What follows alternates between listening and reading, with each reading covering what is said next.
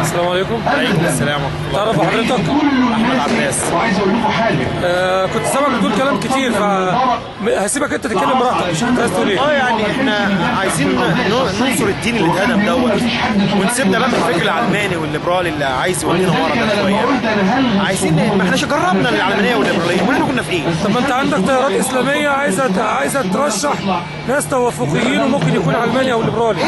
ايه علماني وليبرالي والناس اللي احنا بنسمع عنهم؟ في حاجه اسمها اسلام يا اخي. يا اخي ده ربنا قال لك في سوره يوسف ان الحكم الا لله. هو احنا هنحارب ربنا؟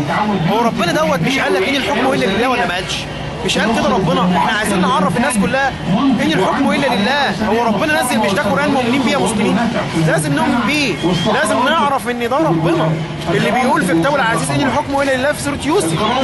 ربنا بقى نسيب الحكم ده يا اخي؟ بيقول لك ان يعني لا، من حكم في ماله في ماله ما ظلم.